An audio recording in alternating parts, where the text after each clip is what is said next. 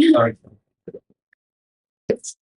Okay. Hello to everyone. Hola a todos. Voy a hablar de esa hora porque las charlas en inglés, así que voy a cambiar.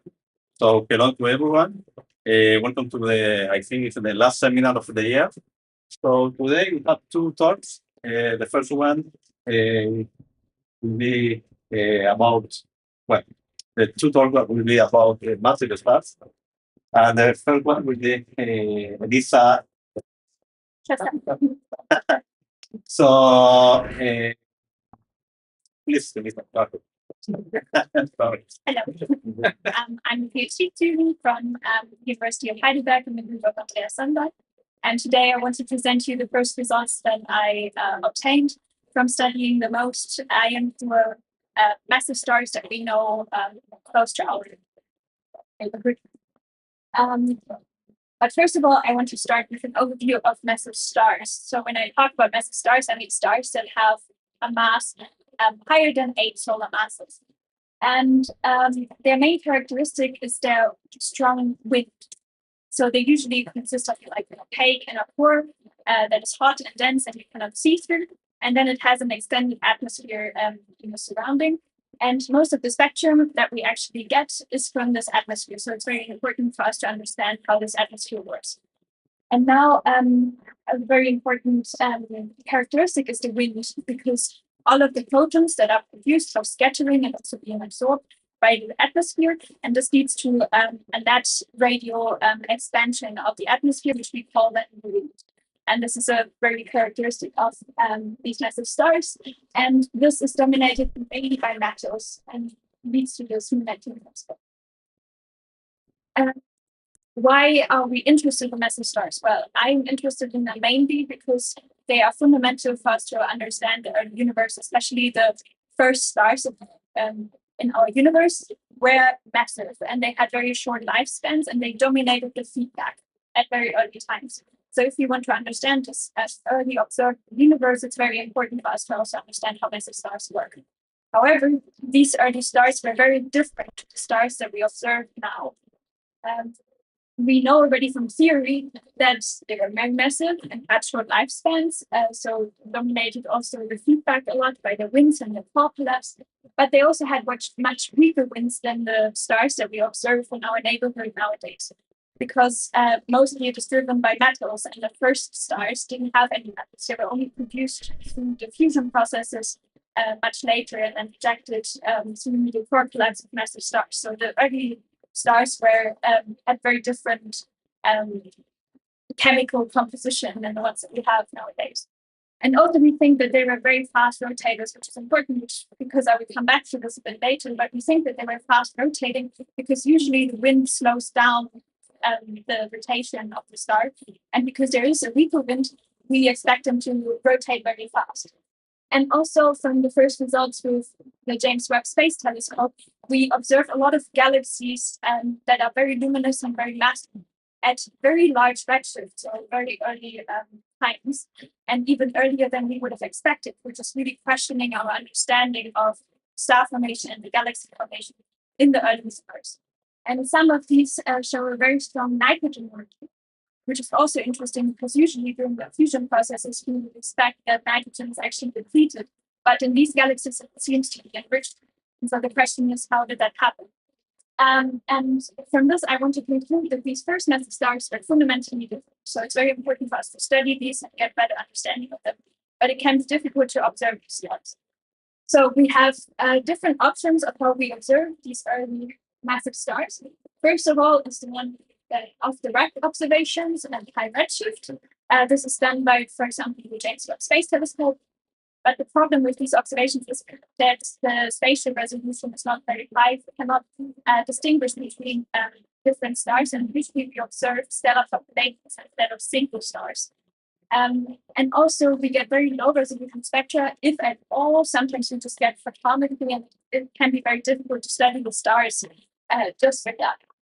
An alternative is to look at local counterparts, so things that are in our neighborhood of the Milky Way. And we have most of our knowledge actually from studying the small Magellanic cloud and the large Magellanic cloud, which are just at 55 kiloparsecs. And we have a lot of better understanding from these. However, the metallicity of these stars, so we call metals everything that's heavier than helium, is already too high to be comparable to the early universe, where there were mainly no metals. And so if you want to study environments with even lower metallicity, you need to go even further away. And sometimes people then study these dwarf galaxies, where we also have a lot of knowledge from for metal stars. However, some observations cannot be possible anymore because it's already so far away that you get even like low signal to noise ratio or low resolution spectra. So it can also make it difficult. So I want to present you an alternative environment where I study actually the metal stars, which was found by a researcher in my group, Basha Ramachandran, which is the Magellanic Bridge.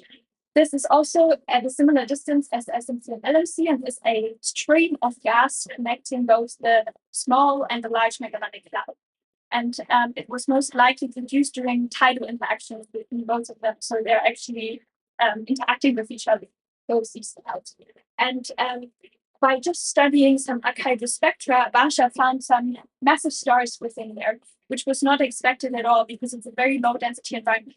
And so this was a great discovery, because this actually means that we have an environment that is nearby, but it shows already from the interstellar medium studies that it has a lower metallicity than the SMC and the LMC. And so this is a very unique environment to study this kind of stars.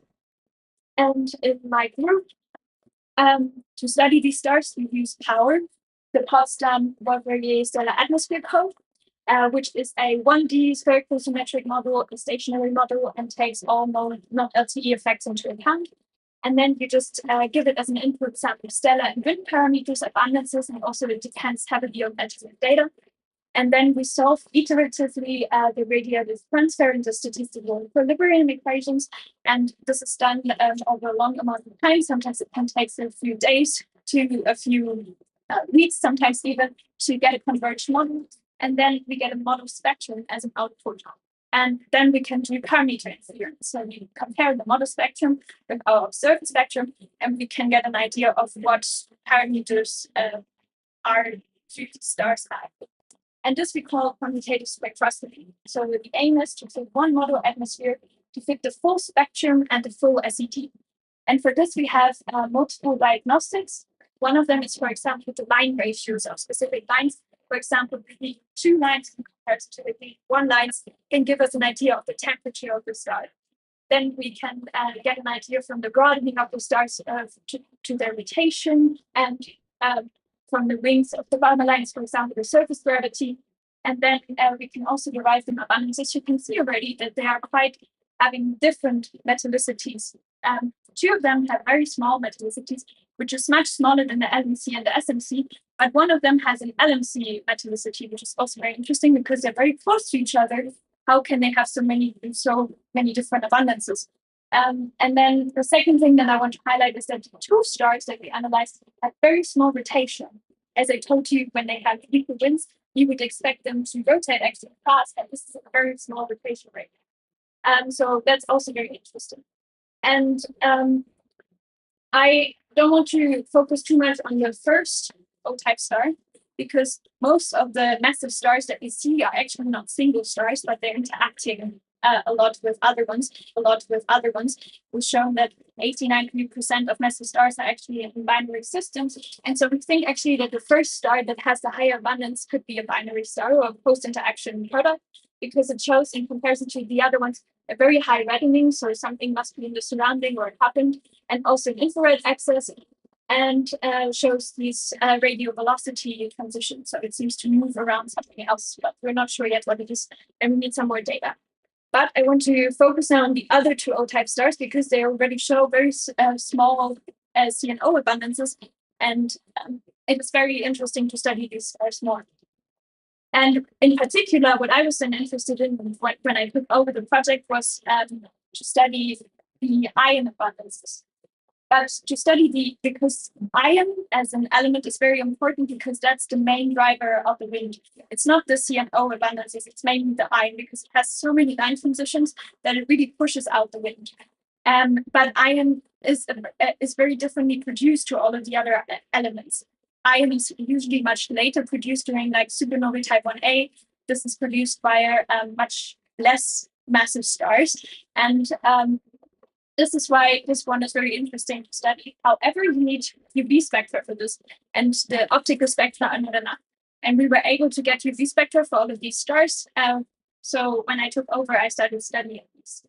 If you want to study though the ion abundance, it is not just one line that you see, but it is a forest of lines. And it can be very difficult to distinguish all of these lines from actual noise. So you need high resolution UV spectra to do that. And also, I did not fit into the ion mass fraction, but also a luminosity shift, because you cannot really see the onset of the noise. And so you want to shift it a bit up and down as well. And then there's a third parameter, the microturbulence. This is a low-scale turbulence parameter that we also have to take into account. And you can see that if I run models with different microturbulences and with different ion abundances, it gives you the same results. And so there's a degeneracy between those. But we already got an idea of the microturbulence from the optical data. And so I just buried it within the uncertainty that we got from our optical data. And then I also took into account one more line, which is the sulfur 5 line, and that one lies in the UV. And I looked how those microturbulences change in this line, because it influences the wings of these lines. And you can see that some of the microturbulences fit better than the others. So we can really solve this degeneracy between both by just fitting the microturbulence as well. And then we get different results for setting different microturbulences. We get different ion abundances. And taking all of this into account, we get a final estimate of the ion abundance. So this is the results for the two O-type stars. I have one with a 10.4% ion abundance and the other 3.4%, which is much lower than the SMC and LMC, which makes them actually the closest, not most ion-pure O stars that we know so far. And then there was one more star that I started to analyze because I wanted to test my method originally, but then I found some problems. So we knew that there was one early E-type star. So it's a bit similar to our O-type star, but it's not as hot. And it also had some analyzed UV spectra, and they also derived some ion abundance, which was for this star 1.26% solar. I reanalyzed in the data by my method and found an ion abundance of 19% solar, which is almost 10 times as high. So there was a bit of discrepancy, and I wanted to know what it was. And it turns out that there was a new spectrum, new UV spectrum that I used for my analysis because it had a higher signal-to-noise ratio. And the one that they actually used covered a much higher wavelength beam, which is covering mainly the ion-free lines.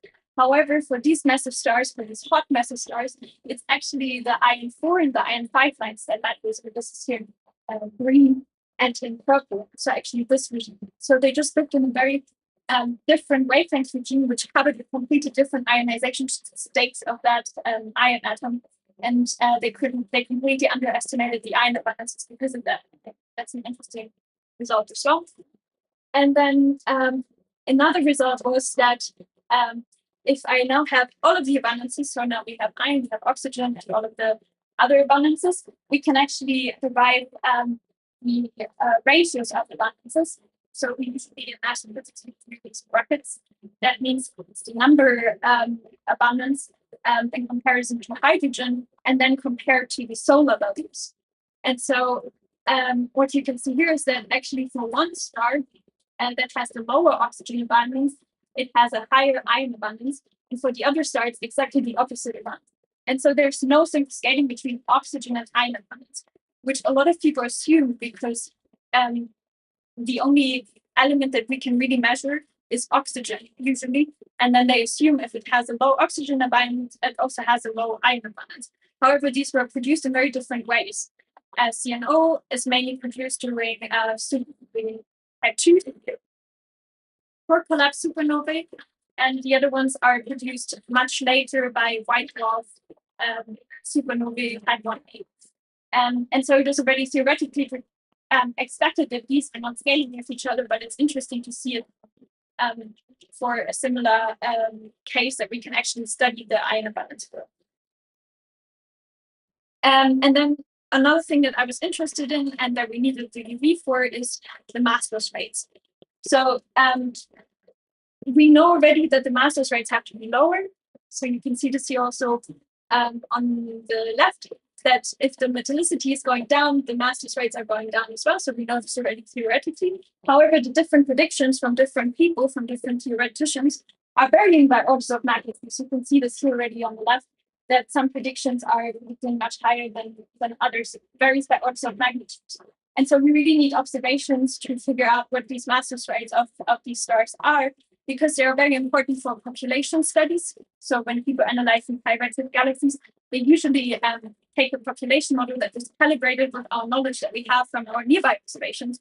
And so if we already set this way too high, it's a complete extrapolation and leads to wrong results. And so we really need to find a calibration from these observations nearby so that we can learn more about the high redshift galaxies, for example. And usually when we study stars, or these massive stars, and we want to analyze the winds, we look at lines that show this key signal profile that contains of a absorption trough and an emission feature.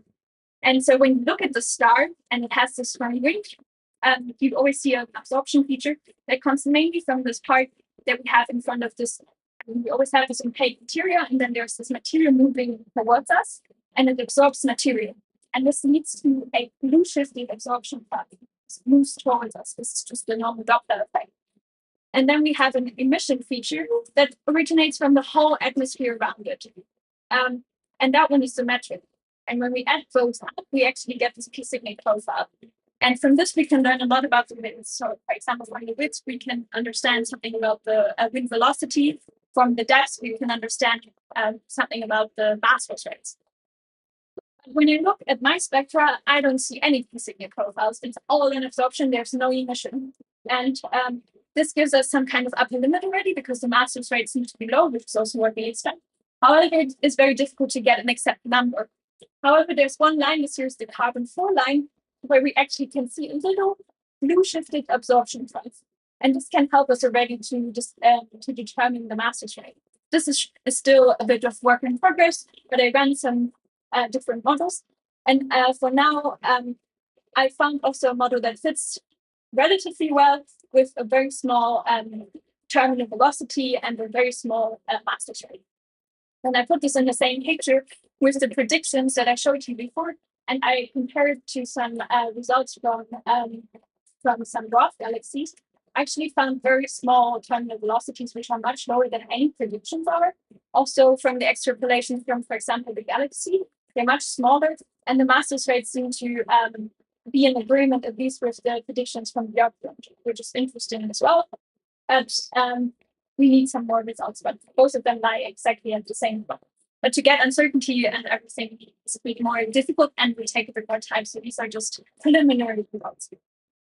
And then I just want to end the presentation by telling you that this is just the beginning, because by now we have a really large set of data already collected that is covering a much larger region of the bridge. And our aim is to study the abundances throughout the bridge to actually get an understanding of how this region was formed, how the ion abundances are spread throughout, and to do a much larger study. But most of these stars will be then B stars and not as hot and and this is my summary presentation. But yeah, well, to summarize, I found some two extremely ion-poor stars, which are the most nearby ones that we know. One had actually an LMC like metallicity, which is interesting because it seems to be a very unmixed environment as well, which is also what we expect at high redshift. The ion abundances do not correlate with the oxygen abundance, and they show very weak winds, but how weak they are needs a bit more studies. And we also have now a much larger set, which you can be excited about because there will be results at some point. So thank you.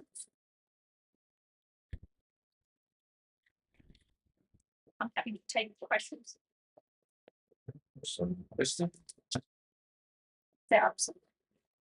How about two questions? Yeah. Now the first one is very quick. Can you go to the one more? What is D? Yeah, that's a clumping parameter that I set here constant. I should have taken it out, but that can also affect the wind lines. However, I found for the regime that I'm looking at, it doesn't really change anything. We cannot really constrain the clumping parameter so much, but for some O stars, this can also change it. So it's just the scaling of the clumps. That's it. What about the uncertainties? You talked some result about the iron. Mhm. And you obtained that using a Bayesian method. Yeah. Right? So yes. So what? So Confidence. confidence interval. This was like 1C. A confidence interval, credible interval. But yes, it was a Bayesian method because it was difficult to do this by eye because you really couldn't distinguish it from the noise. And so I ran a few models with different ion abundances and then used an interpolation technique to get the spectra in between. And then I applied a Bayesian inference method to find the best fit ion abundance. And I repeated this for different microturbulences. Then I got different results. And then I combined them by weighing them how good the sulfur line actually works in the veins. So I also took this into account. For the fit, do you use the fullest spectrum or you? Yes. Okay. Actually, well, I think I showed it in one of the spectra here. There are like some regions that are marked here in gray that I ignored because there were some other lines affecting or the normalization was pretty bad. So it was a bit, I chose some spectral range where the normalization worked out because normalization of spectra in UV can be very difficult. There can be like some instrumental things. So I only chose parts where it actually worked. Okay, I have a question for non-experts. Why diagram, this particular chemical element, is so important to the styling? Yeah. Sorry, I showed this in this figure. I want to see this. Okay, so here you can see the contribution of different elements to the wind driving. So here you can see the acceleration as a function of radius, and all of the different colors belong to different elements. But you can see that the most important one is actually iron, which is here, which really leads to this onset of the wind. And so this is the most important one. And also, I mean, a better explanation is because iron has a lot of line transitions, and so it can absorb photons of many different energies. And so when you add this all up, this really drives your wind. And so for these massive stars, it's very important to understand the winds, and the winds determine then the evolution and the fate of the star. So it can have stronger interaction with the photons inside in the outer. Yes, there are more photons being absorbed, right? So that's why it can have the main contribution. It's obtained by observation, totally, right? Or this data. So this here is now pure theory. Not pure theory. Yeah. No observation. Well, that iron is the most important. Yes, but it's based on theory, a model, or an observation. That is based on theory. Oh, it's this model. Yeah. Okay. And I might have another technical question that your spectral analysis is based on the how could you perform your spectral analysis? Is this based on you just collecting of the starlight for a long time or something? What is the sample window for the what's the sample window? How could you take the sample for your spectral analysis? Because I'm the expert, virtually outside. Okay, so how did the star formed? Does this yes, this spectral analysis. Okay, so I think Basha discovered these stars, and she just looked in when she looked at a HRD. So this is a Hashman-Russell diagram where you show the luminosity over temperature, and you can see like the hottest stars clumping, and she just looked at those stars. So this comes from it's a bit.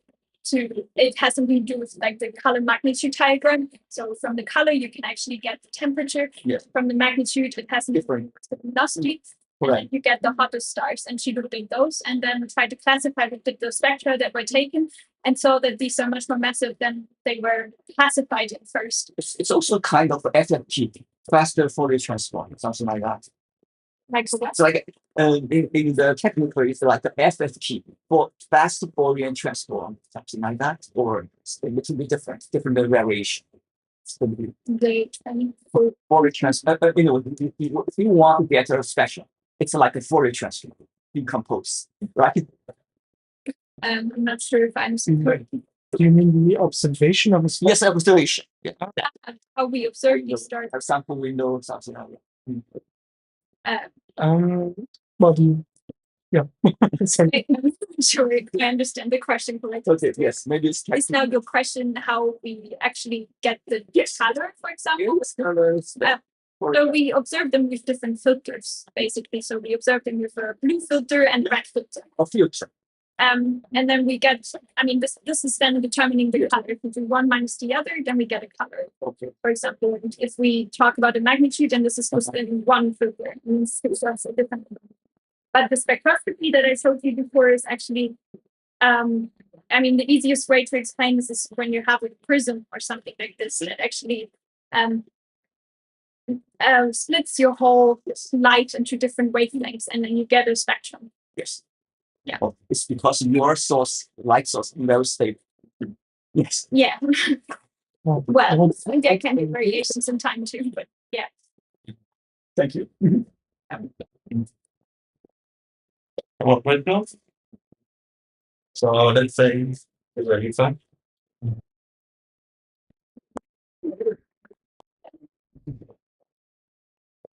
Now we have the other speaker, Roel Lefever. Ah,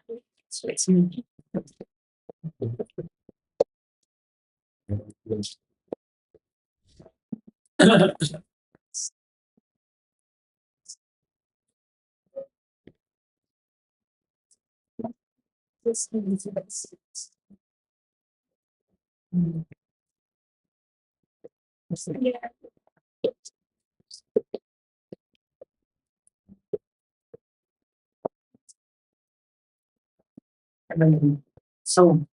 Good afternoon, everyone. I'm doing good. I should move more there from the camera. It's gone. Oops. Let's start this again.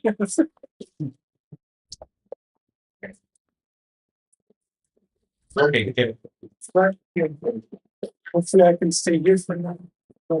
So, welcome everyone. So, I'm going to talk a bit about Wolf-Rayet stars. Who has heard about Wolf-Rayet stars? Ignacio and Elisa excluded. You have amazing. That's great. That's one more than I thought of. So, I'm going to give you some brief history on Wolf-Rayet stars. Some time ago, before I was born, in 1867, two French astronomers, Charles Wolf and Wolf-Rayet, now you can maybe know where the name comes from, discovered three stars in the Cygnus constellation that had peculiar spectra. So for most stars we see, the spectra look like this. This looked like nothing they've ever seen before. They decided to talk about it at the colloquium here, who was presented by Lefever. For some of you who may or may not know this, Lefever was the person who predicted Neptune's orbit and found the precession of Mercury's orbit as well. So quite a long time ago. Good. So they find very strange lines that they cannot explain at the time. A bit later, two people, Pickering and Fowler in 1912, say these lines are hydrogen. We just haven't seen what exactly the hydrogen does to get to these lines, but these lines are hydrogen. Actually, later on, Niels Bohr, coming with quantum physics that made sense at the time, says this is actually helium-2, helium that's ionized one time. You should also know helium was discovered after these stars, actually, so they had no way of knowing what these lines are. A bit later, they see for these lines, because they have very weird shapes, they're extremely broad, that this is due to Doppler effect. Something around these stars is moving at very high velocities. Also, if anything's unclear, something that I talk too fast, please interrupt me. Okay. Now, we had quite a long time from Chavez and from Wolf and Rayet's discovery. Nowadays, you know a bit more about Wolf-Rayet stars. Here I show, as a classic astronomer, I want to show the Hertzsprung-Russell diagram. Here on the bottom, we have temperature that goes like this. Here's the highest values, just because they wanted to. Here we have the luminosities, that's the y-axis. And then we put all the stars we know about in this nice little diagram. And then we say, these are certain stars, these are other stars. For the Wolf-Rayet stars, we find them at the hottest and the most luminous end of the Hertzsprung-Russell diagram. These are the hottest and most luminous stars we know of. We make a distinction between classical Wolf-Rayet stars, so for most stars we know of, they burn hydrogen in their core. For classical Wolf-Rayet stars, this time has masses. They burn helium in their cores. Then we have the hydrogen-rich Wolf-Rayet stars.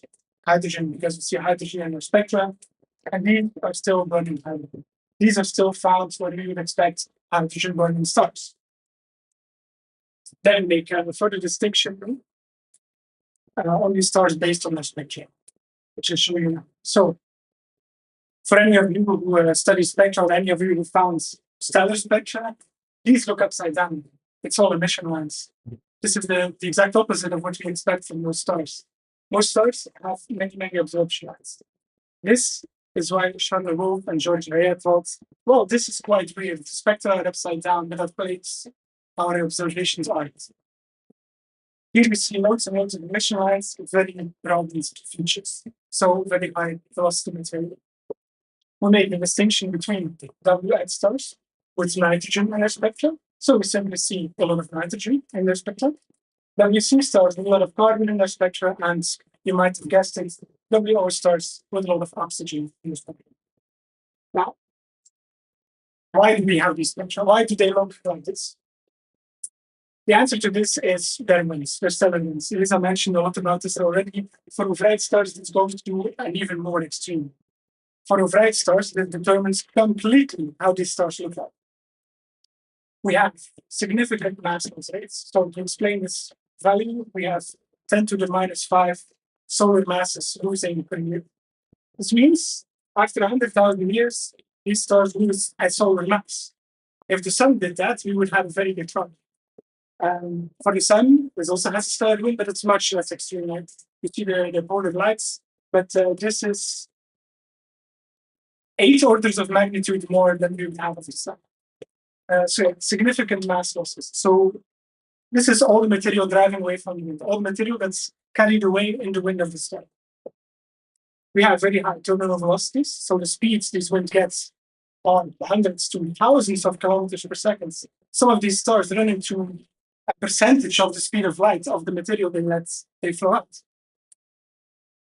Strong sources of feedback. This means they influence their surroundings as well. As you can imagine, all this material flowing out is causing a lot of impact in their environment, right? On top of that, they're very hot. The radiation is very ionizing. This influences their surroundings a lot as well. Then 2D, 3D simulations show very structured winds. There's a lot of instabilities. There's a lot of weird things happening we don't expect from our stars. Now, as Lisa said lots of times already as well, all this winds, all this material, this is pushed out by line drive, by iron opacity drive.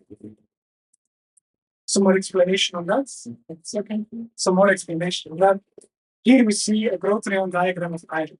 Here we see a few transitions on this diagram, a few possibilities of photons that can be captured by these possible transitions on the iron atoms. So all of these iron atoms can do all of these. And if you let loose a few electrons, this gets more and more and more. There's more and more possibilities for all these possible transitions. That's why you get enormous amounts of photon momentum, right? All this iron catches all these photons push out the material along with it. For Wolf-Rayet stars, this goes to an even further degree. This gets even worse. What's often assumed is the single scattering regime. You say, my photon, I assign it to the wind regime, it scatters once. Wolf-Rayet stars have much denser winds. All these photons can scatter multiple times. So this iron that's in the way can catch this photon multiple times, all this energy gets pushed in several times as well. There's another thing. So I talked about very high velocities in this wind, right? At the start, very close to our star, where the velocity is slowest, we get, for example, an iron transition. It catches a photon, it absorbs, you catch some energy from the photon. A bit further, your material has a higher velocity. Now your material is Doppler shifted, right? You have a lot more possibilities to catch photons and this goes on. This speeds up your material further, and suddenly you have an even wider gap of photons you can catch. This goes on and on and on. We have an unstable behavior. Suddenly your wind gets to extreme values, right? You lose several solar masses in the star's lifetime. The wind goes hundreds to thousands of kilometers per second. Right. Now, again, the Wolf-Rayet stars purely dominated by the winds. Elisa stars have strong winds as well. For me, that's almost all I have to care for. That's all the entire spectrum, the entire look of my Wolf-Rayet star is determined by the winds. It's at this hydrostatic radius. We start with astronomers' favorite curve, a Planck curve, a black body. Of course, the star is a black body, right? We do this because it's evening. So, black body. After certain radii of wind, we go further and further in the wind, your spectrum gets eaten completely by this wind. It gets influenced so heavily. There's so many absorption lines, there's so many emission lines. Your original Boltzmann curve, your original black body curve, becomes unrecognizable. Suddenly your star looks like this. This is kind of a problem because we can't know what's inside this thing. We don't know what this is. So we have to model this region of the winds very carefully, very accurately, as accurate as possible. All right, that brings me to the next point. How do we model these things? These are explained indeed. We have inputs, stellar parameters. This is the mass, the luminosity of the star, how bright it is, and a bunch of chemical abundances: carbon, nitrogen, oxygen, helium. As many as you want, rather as many as you have data for. Input 2, which is very important for my Wolf-Rayet stars, is the mass of it, how much material flows out, and how fast does it go at which radius, the velocity in my wind. Right? We iterate over several equations, and then after a way too long time, we get an emergent spectrum. And then we can do the quantitative spectroscopy Elisa talked about. Now, this leads to some problems because using as input this velocity is kind of a guess. We don't know what happens inside the wind because we cannot see most of this wind. So we input some from theory-based velocity stratification, but this can lead to some problems as you're essentially extrapolating this spectrum from the observation to inside the star. A possible solution is instead of using this as inputs, we solve the hydrodynamic equation. Brilliant, right? We solve some extra physics, and we get rid of the degeneracies, we get rid of the assumptions, and we have an emergent spectrum. The disadvantage is the order of magnitude of calculation is about 1 higher. Instead of a few days, we get to calculations of a few weeks. These are the same models as Elisa. These are one-dimensional radiation transfer models. So you get an emergent spectrum, but it takes a while, right?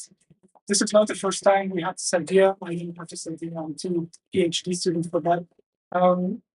They had this idea 20 years ago, but then the computers were kind of too slow to try this. Now we at least can do this in this time. Okay. Solving this hydrodynamic equation or a hydrodynamically consistent wind, I would call this a hydro wind for short, gives us a bunch of advantages. Here, we now balance out deceleration and acceleration terms in the wind. A similar plot as Elisa had here. We have the radius close to the star, far to the star. And here we have different accelerations in our wind regime. Deceleration would be the gravity of the star. This slows down the wind. Another deceleration is the inertia of the wind. This very heavy stuff, obviously. And 1,000th of the mass of your star, this is lower utility. The acceleration terms, this would be the radiation. That's this photon momentum is higher in the capacity driving the wind away, and the pressure gradient pushes away the wind as well. So now we have a consistent wind description, physics that check out more than in the, let's use a random velocity description. you can see the individual ion contribution as well. So the plots Elisa showed, we had iron, you could separate out and see iron is the main driver of the wind. Hence, what I will show next, some physical behaviors we didn't see in our model before. So this is a lot of explanation of things I didn't do. Now, what did I actually do? So I use this hydrodynamically consistent modeling, this hydro modeling, to analyze stars, basically, right? We have an observation, we use our fancy models, we use quantitative spectroscopy, and we get parameters of the stars. I started to do this with the arches, quintuple, and central clusters. If you've never heard of these, don't worry. Before I did this stuff, me neither. All of these clusters are in the center of the Milky Way. The goal here was, these stars have been analyzed before. The goal was use our green models to analyze the stars again and see what the differences are. Spoiler alert, there's a lot of differences. We get very different masses, we get very different mass rates, we get very different velocities as well. Another thing with this hydrodynamically consistent modeling is we can get a estimate, maybe not the best estimate, but an estimate of the mass of the star. To actually check whether this is a good estimate, we can use binary systems, right? Two stars rotating around each other. We can determine the masses from orbital dynamics, right? We see how they rotate each other. We calculate what the masses have to be, and that's it. Now, if we want to compare how good our mass estimates are, we can say, take a binary system with a Wolf-Rayet star in it, calculate the mass of the thing from our spectroscopic modeling, and compare it with the orbital masses. This is one project we did as well. The goal here is to get the spectroscopic mass as good as the orbital mass, because probably the orbital stuff is way better than we have. And then we have our magic codes that can estimate masses of stars everywhere, of Wolf-Rayet stars. For a given crisis, this is all in very baby shoes, I would say. Another thing, this is more a theoretical approach, is that how is the behavior if we change the standard parameters of the star? For example, the temperature. How does the wind react? How does the spectrum change? How does the Wolf-Rayet star react on the temperatures? My boss, Andreas Hadler, calculated a whole bunch of models at different temperatures and saw, the massless rates react in a certain way. When we increase the temperature, the massless rates tends to go down in value. What I did for a very recent paper was I studied a different temperature regime of much cooler stars and also much heavier stars, and we see a less predictable behavior. The overall trend is still over massless rate tends to go down for higher temperatures, but you see a lot of erratic behavior, you see a lot of extra things popping up. Problem is, with this regime, that's we're very close to the so-called Eddington limit. The Eddington limit is a theoretical limit for stars where you say this star shines so bright it cannot be a star anymore. Beyond a certain luminosity, beyond a certain radiative power, a star's gravity is not enough anymore to keep it a star, right? And the stars that simulate are very close to this limit. This means that we have the general trend of massless rates are lower for high temperatures, but all these smaller effects are tiny, tiny changes in the winds. For example, this iron opacity, when it changes a bit, or the iron ions that change a bit as well, this gives you differences in radiation strength. It gives you erratic behavior in this massless rate. Right, so previous projects and before releasing the results. This is again more observationally oriented. Here we look at some early types, some hotter WN stars with Wolf-Rayet star with nitrogen, and here I do this analysis as well. We have our hydrodynamically consistent models. We apply them to observed stars and we derive their parameters. Here again, there's a Hertzsprung-Russell diagram, temperature, here's the highest temperature, and here's the luminosities. The black dots represent an analysis with standard modeling, I would say, the modeling where you input some of the wind velocity. The red dots is what I have. There's quite some change. Also some more extra explanation. this helium sums, this H sums stands for helium 0H main sequence. This is when we expect stars to be born, essentially, to start hydrogen born. For helium, this is the same thing. When hydrogen runs out, this is the point where we expect stars to start helium born. The problem was, for the Wolf-Rayet stars we have, this was not good enough. So we see all these stars, they're all way cooler than we expect. And now the stars we have with our new analysis are more aligning with this theoretical idea of the year we see helium burning start in Hesperonychus background. Some more analysis. So because these stars are, if you have a few thousand stars, you don't want to analyze them each and every one. Else this takes 500 PhDs, so there's no money for that. So people try to predict laws for this. Right? Based on the luminosity, what mass loss rates does one Wolf-Rayet star? Here we compare observations with these predictions. The sad thing is that this is the prediction of my boss, Andreas. His targets align very well. Mine, sadly, doesn't. That's science for you. I start to agree more with another law than with Islam. Anyways, that's the way it is. Now, another result we have was if you have this ratio, this velocity over mass, this is also related to this adding to the energy. We can also estimate the mass loss rate of our star, and here we see our stars lining up on this certain curve. The theoretical paper by Andreas Ross says that on this curve we have very thick winds. On this curve, the winds are so opaque we cannot see the star itself. This is where we find the Wolf-Rayet stars. So at least in this way, my results agree with his. We're both happy with our scientific result. All right. Now we're very close to the end of my talk. So I want to say Wolf-Rayet stars are very cool, not in the temperature way because they're very hot, but they don't like to be modeled. It's very hard. It is 1D models take weeks to converge. Still, we get results for it. Traditional modeling with the beta law, this is the theoretical velocity. This has some problems, and we try to solve this with this hydrodynamically consistent. We find behavior we didn't see with this traditional modeling, and we can also solve some parameter changes. We can also find the more agreeable temperatures of these stars with the helium 0.8 milliseconds. All right, this is it for me. Find any questions in the audience.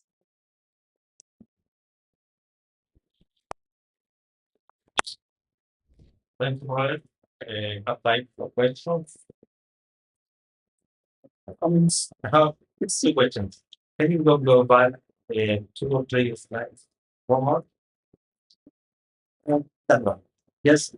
Why do you have uncertainties in the temperature? We have.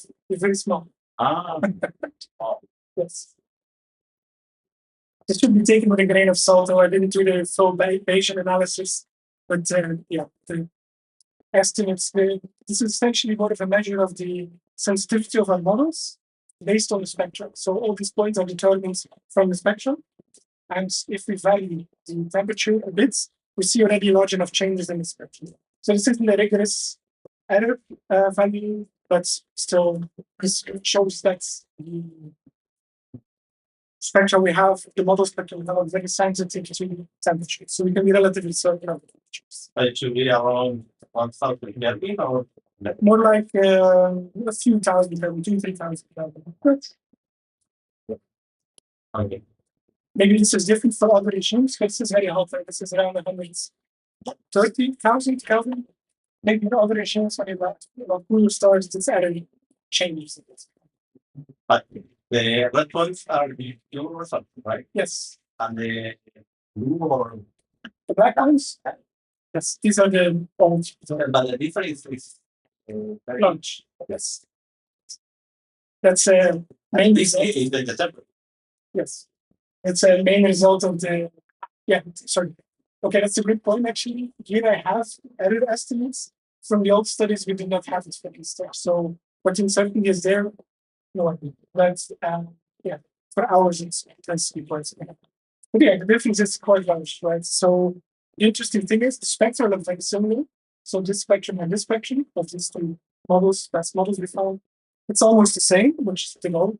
But yeah, the star inside is very different according to our models. That's the Another question about the hydro modeling. When you put the hydrodynamic equations, and when you solve the equation, you use the rotational velocity or gravitational velocity of the star. No. This has several reasons. For Wolf-Rayet stars, so the regime is both a lot harder and a lot easier than for other stars. So I talked about this wind. This is how much to 1,000 kilometers per second. All the stars I showed are above 1,500 kilometers per second. If your star rotates this fast, it breaks apart, right? So even if it rotates 100, 200, 300 kilometers per second, you simply don't see this in the spectral lines. It's a very small variation. Because the wind's velocity is so high, it's 10 times, 20 times, 50 times higher. And we usually don't bother with rotation because the correction would be incredibly small, and so the uncertainty would be very large as well.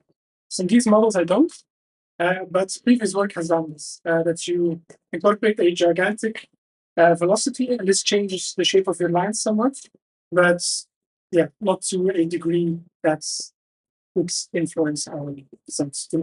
But so in this model, you need to obtain the PC9? No. This is in general hard for Wolf-Rayet station. The wind is so high, you hardly see the effect of rotation. The same reason why often for the width of the lines for stars, we can get an estimate of the gravitational attraction, where we see the lines coming from. Based on the width of the lines. For Wolf-Rayet stars, again, the winds are so strong, the lines get so much broadened by only the Doppler effect that we also can get an estimate for the masses, for example. So this makes it difficult. But for all stars?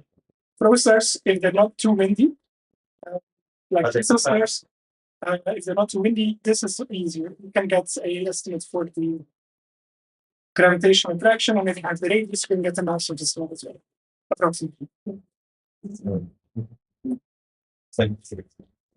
Another question. It's such increment your iteration here. It's a model, right? It's always in that model. Based on model, you continuously input the data or something. So how do you mean by iteration? Iteration, yes. So all these equations depend on each other. Yes. This is an amazing problem. That's sorry? Coupled, yes, all of them are coupled. Right. So in temperature stratification, this influences the ionization stages, the statistical equilibrium. This influences how radiation comes out. This influences how velocity goes, which influences the temperature stratification. So what we then do essentially is we have some, we do iterative methods of calculating these equations. Okay, the difference between two attempts of this equation is too large, and then we simply go with the conversion parameter of the differences between, for example, the population numbers in our atoms is now very small, so probably the equations are solved quite correctly. And this is what I mean with this iteration. This is done hundreds, thousands of times. quite complicated. Yes, this is a difficult system. Yes. But you have a model for temperature model. You use a model for temperature certification or for the construction. We use not. You have not simulate for. We do simulate. No. Oh, maybe yes. You need some knowledge for put into ready to transfer. Some insights, essentially. Yes, Yes. but it's not. There we tend to use either a black body curve For one week. Yes. Yeah.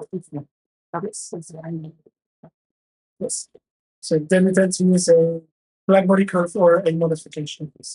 And the first one in the conductor, Yes. what is The model in the equation itself. all like that? this is based on the essentially a measure for energy. Is very typical in our field of formulations for us. Yes, so for us, we base this on the energy conservation essentially. So flux coming from the star, flux coming out, and then it has to agree with each other within certain boundaries. Yes, so this tends there's no analytical formula for this. This is also the information we also it is. But with the constraint of energy conservation. Okay, what about the relationship between the mass flux and velocity? The flux and the velocity? Yeah. Or the mass flux is it? Yeah, your angles Yes. is mass flux and velocity. What the relationship Between those.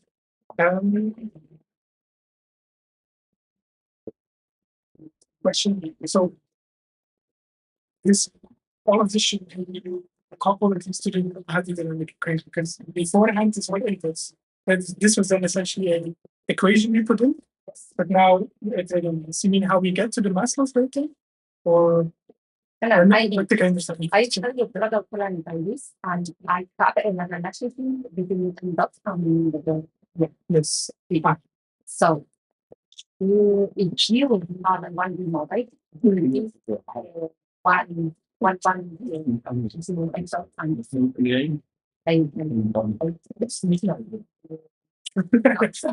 sorry, it's okay. Yeah, so kind of forgot. I think you Don't say that equal to 5. yes, yeah, we don't use that.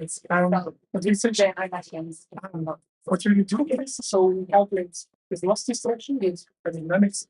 We then assume velocity and density are related inversely with what's called the mass conservation essentially. Yes. Yeah.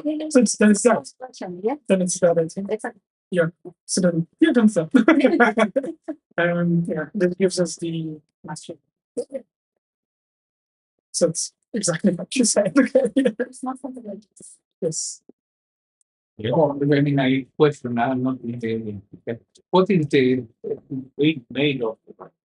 Lots of things. It's a good question, actually. So modeling wise, this is whatever you put in for the chemical analysis. Right? Really? Modeling wise, this is whatever you input in a chemical analysis. So Is it? How does it differ from the solar wind? Say it's very different. yeah, so yes, it's quite different. For solar winds, you have, I think you have a lot higher temperatures actually for the solar wind. But most of the material we assume, it comes from the surface of the star, and then we assume, okay, for this type of being heated in mass of all this material, this is then depending on the temperature, this is different ionization stages, right? It's going to be doubly ionized helium, singly ionized helium, neutral helium, probably not. So the material is to one phase, and then other materials. Carbon, nitrogen, and oxygen will be the most abundant ones because this is for massive stars. This is the process that drives the hydrogen burning, and this material would still be left here. So this is the abundance as we reduce anything. This would be the quantities we say our wind has. Does this answer your question? More or less. More Okay, sure. More questions? No? So let's send again to Roel Thank you. for Física. Finally, we have a question for Roel and Elisa. Small one first.